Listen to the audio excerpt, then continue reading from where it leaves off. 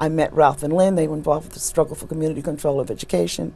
I came in to assist them and volunteer as a teacher from time to time. Sure. And I became a teacher as a result of their encouragement. Wow. Lynne was a librarian at that time in Harlem, in the Henry Howling Garnett School, which is right across the street from Harlem Hospital. Okay. And one of her most wonderful contributions to our community was that in those days, we're talking in the 60s, the late 60s, there was not a single book of color on the shelves about black people or children from the Caribbean. And Lynne, at her own expense, and Ralph Pointer at his own expense, had furnished the library with all kinds of books that were relevant to those children. Right. Yes. Necessary. And I hope the students actually use the library, because my experience is you can have a Bill Gates financed library, and then nobody wants to touch it except when the newspapers come and take pictures of it. You are so correct about that. I've been in some public libraries of the books. You could tell they had never left the shelves because they were wedged in so tight. You couldn't pull them out without tearing them. Right. We could talk about education, and maybe we'll have you back to talk about education. We'll talk about it later in a half hour. Right. But we're here mostly to talk about Lynne Stewart Defense Organization, and my viewers, our viewers, should not be.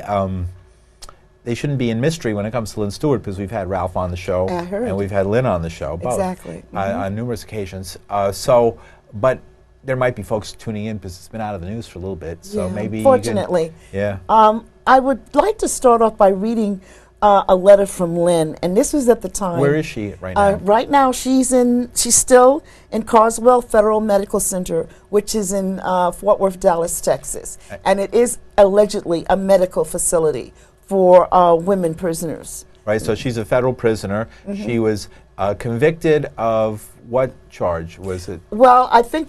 She was convicted on we say she was convicted on a frame-up of charges, conspiracy to aid and abet terrorism. Her actual crime was allegedly she made a press release on behalf of her client. Now, the interesting thing about this is it is a perfect example of selective prosecution. Can you say selective prosecution? And she originally got a sentence of 28 months. That's correct, but the court was told. Unprecedented. Absolutely. And one of the things we're going to do is submit what they call certiorari to the Supreme Court. And one of the things we're going to challenge is the new security legislation on the basis of her denial of freedom of speech. Because one of the reasons that they enhanced her sentence was because they said, number one, she showed no remorse. And number two, they advised that she continued to go around the country speaking at law schools, corrupting the morals of the youth. It's like straight out of Socrates. She's a former lawyer, still a lawyer, but she was disbarred, I guess, because of this federal felony. But she was speaking at law schools where she was in demand speaker while she was and where she was telling the rationale and what happened, and she was then forced back in front of the judge by an appellate court, who then resentenced her to 10 years, 120 months. And she was immediately taken away to jail. That's correct. And at that time, she was due to go into the hospital in New York for a series of operations. And she was suffering with breast cancer at that very time. Now, her client was Sheikh Abdul Rahman, an unpopular figure in Egypt. In Egypt, well, with the government of Egypt, but somewhat popular with people in Egypt, but an unpopular figure here in the United States. He was a leading critic of Hosni Mubarak.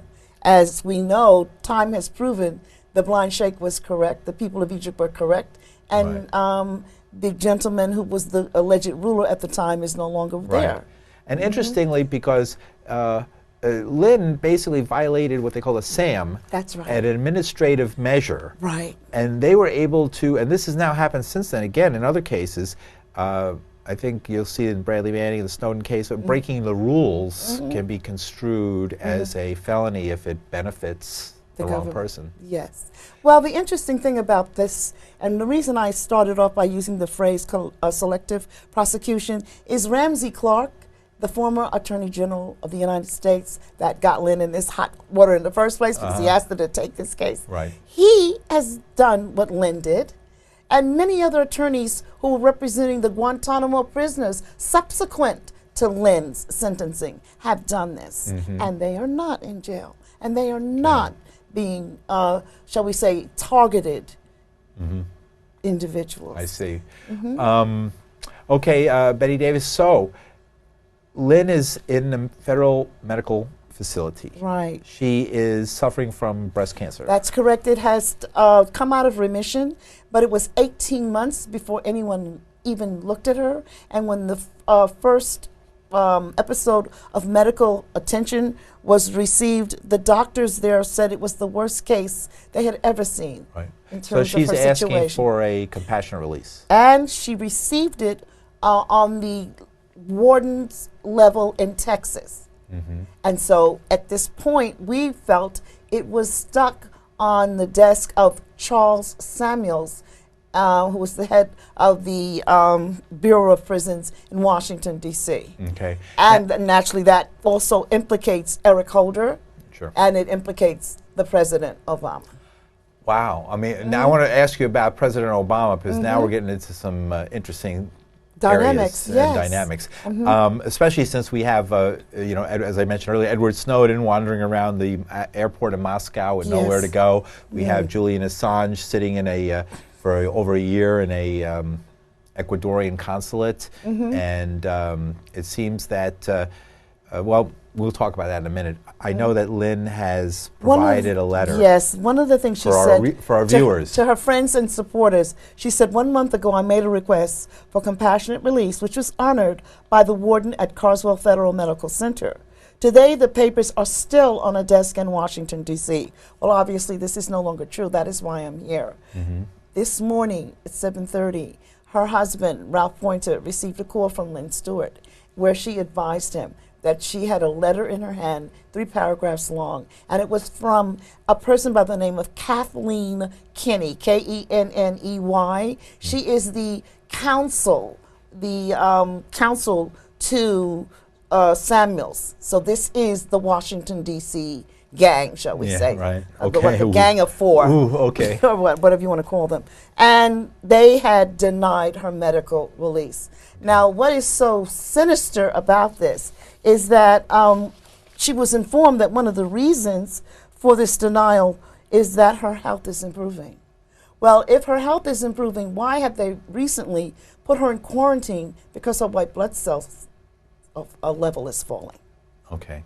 So right away, we are outraged and appalled at this sinister turn of events. So this is the letter she's informing folks. But what she said is, although I requested immediate action by the Bureau of Prisons, I find it necessary to again request immediate action from you, my friends, comrades, and supporters.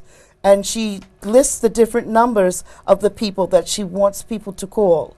In addition, on July 1st, Monday, this coming, July 1st, 2013, from 4 to 7, there will be a vigil and a rally and a march at Foley Square Park in Manhattan. Okay. To get the ball rolling with Lynne. And there's a website that people can go to? Yes, there's the LynneStewart.org. And on that website, you will find her petition. You will also find all of the support from all over the world. Of course, you know that Bishop Desmond Tutu signed it and sent it all over. You are aware that Ed Asner, ever the progressive human rights person, has signed it. And there are people all over the world who are concerned. There's a lawyers group in Canada that has sent letters to the Bureau of Prisons and are inquiring as to the status of her case. It is a worldwide movement to get compassionate release for Lynne. And many of us feel that Lynne is a symbol of what is happening to many of our prisoners in jail. Okay. Especially the political prisoner. As you know, many of them were re-indicted under Homeland Security. In America, in the United States of America, there are political prisoners? There are people who were fighting in the 60s, and if they had not been so successful, people like Barack Obama would not have their jobs today. Okay. Right. We had Lenny Foster, who's a spiritual advisor to Leonard Peltier, who was here a few weeks ago on the show. And so you know the health issues that are right. He's in also a medical center, and he's facing medical issues and has done 30 years in prison in a trial where everybody else was acquitted. And the last time I checked, he is like several levels below the sheikh. They're in the same prison. That's interesting. So, okay, political prisoners in the United States. How did we get to this point? Well, one of the things that happens in any country, as Che Guevara said, you either win or die. And the revolution is an act of love. You know this when you step out there. You take responsibility for what you do. Many of our prisoners were Black Panthers who believed in the right to self-defense and self-determination. They were organizers in the communities. And it's very interesting when most of them received their Freedom of Information Act to see how so many of them were framed, set up. We all know about the assassination of Fred Hampton. Sure, in Chicago. I mean, the deliberate murder. Right, and there's a great documentary film about that for folks who can check it out. I'm sure it's on YouTube. Exactly. And you know, Fred Hampton was the head of the young head of the Black Panthers in Chicago, and he died under, you know, most mysterious circumstances. I mean, the bullets, the number of bullet holes in the walls in that room. And he was drugged. Exactly. And you know, it was, they would have to make a movie to have a more perfect scenario of a hit. And yet nobody was ever gotten in trouble for that. One of the things that Lynne has always stood for, she's always stood for the Sixth Amendment to the Constitution. Which one is the Sixth Amendment? You do the right to counsel. You don't have a democracy if you don't have dissent. And when there is dissent, you need someone to help represent you to stand up to the government, because the government is all powerful. And the most important part of the right to dissent and the right to counsel is freedom of speech. If the lawyer is muzzled or killed, if the defendant has no voice, then you don't have a democracy. And she has had so many wonderful cases. I think the last time Ralph was here, he told you her background. Yes. It's interesting to note that Judge Codal, when he was sentencing her, talked about her incredible history and her literally self-denial. Right. His power was taken away from him. The power he was told what to sentence her to by the appellate court. This is not my area of strength. Right. Because I'll never forget how many people in Germany said I followed orders. Right. Okay. And I know too many times, as just an administrator in a school, there were decisions that I felt the system was making that would hurt my students and hurt the community. I always chose the side of the people. Okay. And maybe I didn't last long, and I've been transferred a lot. I don't regret it. Sure. Okay, so I understand what you're saying, but it's about human rights. And if you don't make decisions that reflect human values, then we don't stand a chance as a community. We don't stand a chance as a nation. Sorry. That's all right. Yes. So, okay, so Betty Davis is here joining us on Let Them Talk. I'm Paul DiRienzo, and while she takes this probably very important phone call, where we'll get the latest information on what's happening with Lynne Stewart, who has been on this show, and her husband Ralph Pointer has been on this program. That's probably Ralph. I suspect he's very close. With Joni Musi. Well, if we have a few minutes, we can maybe fit him in for a couple of minutes if he makes it here very quickly. So, one of the things we're asking people to recognize is that they have denied compassionate release. I thought I'd turn this off. I'm sorry. They've denied compassionate release to Lynne Stewart. But what we're asking people to do is not to accept that. We need to indeed put the pressure on. And the way you put the pressure on is by making your phone calls. Right. We want to put the pressure on in terms of Washington, D.C. That's our sound effect. The phone going. See, the phone should be going off in Washington, D.C., just like you just heard live. It's proof that we are live here on Let Them Talk. And Betty Davis, do you have a phone number that you can give Yes, people? we have a telephone number for Obama's office, and it's 202-456-1414. Okay, let's say that again. 202-456-1414. Wow, that's an easy one. Okay. 202-456-1414. We also have a telephone number for the director, Charles Samuels, and it was the denial of compassionate release came out of this office. Okay. And it's 202-307-3198. 202, Washington, D.C. area code. 307-3198. 3198. And finally, there's Eric Holder's office, who is the Attorney General, and that is 202 again, 514-2001.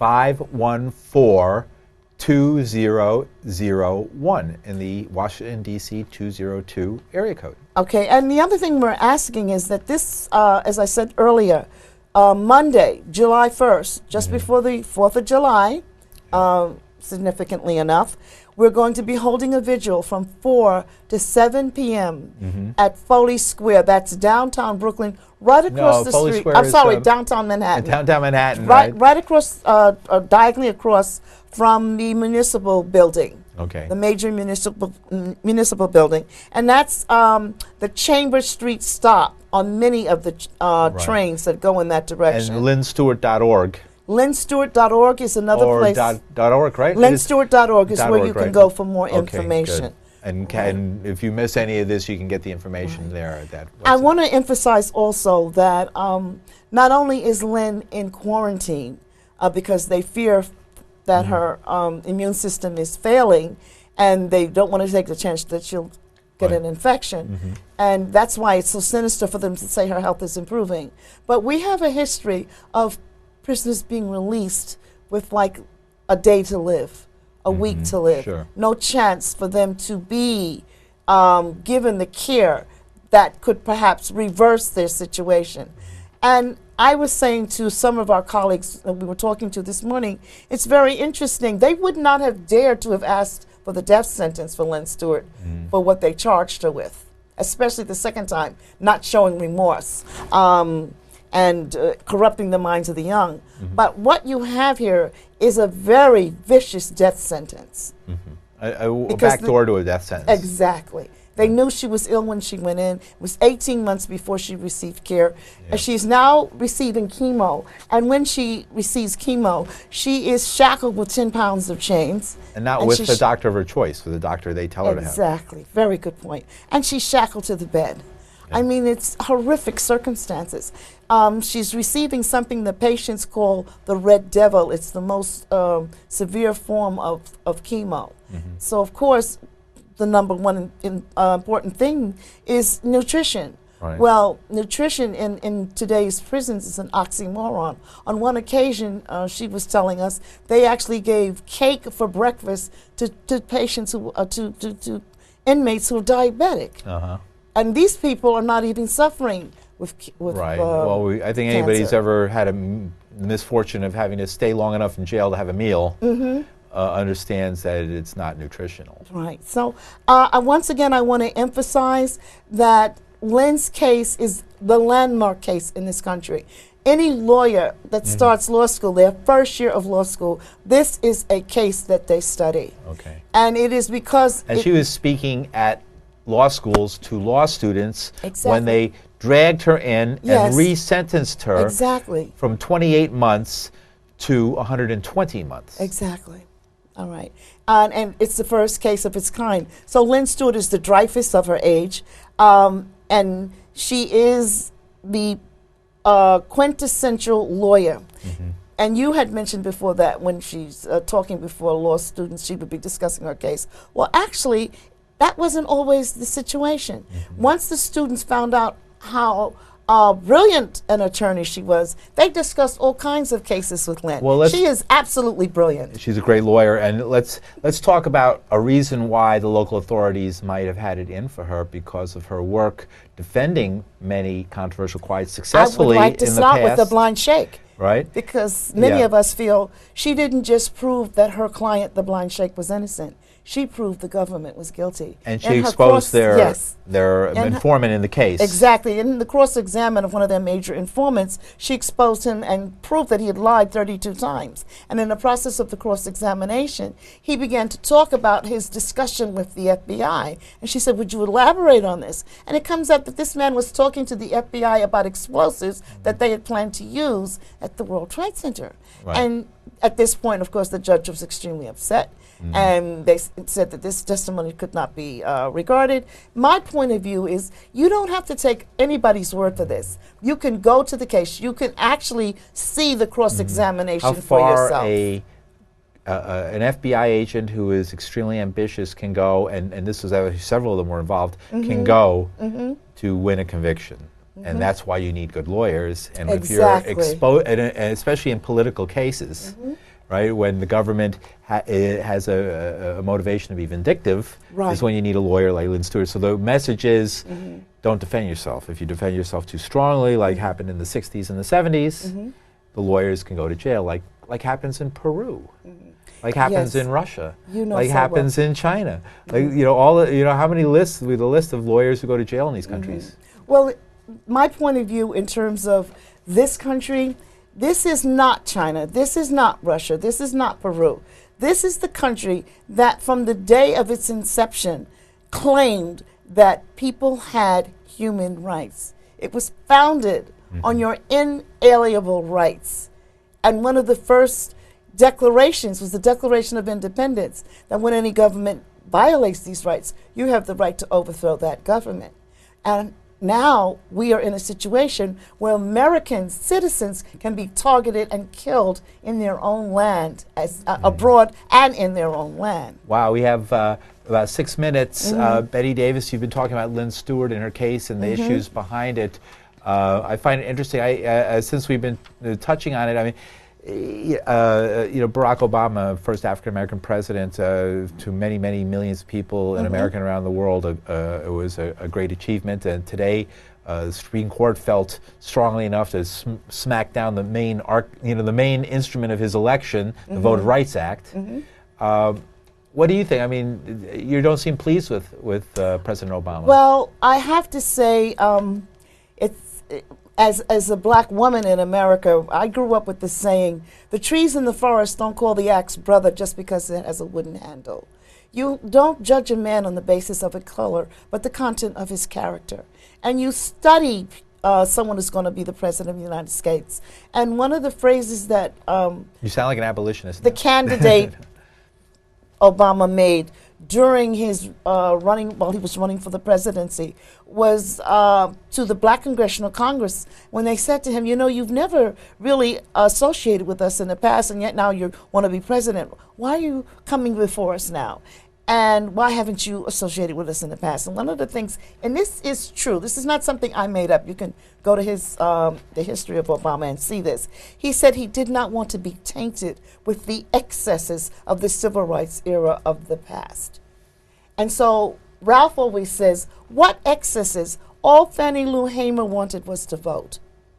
All we wanted was equal rights. How could that be excessive? And it's a very interesting telling of his character that he would say something like this before he got elected.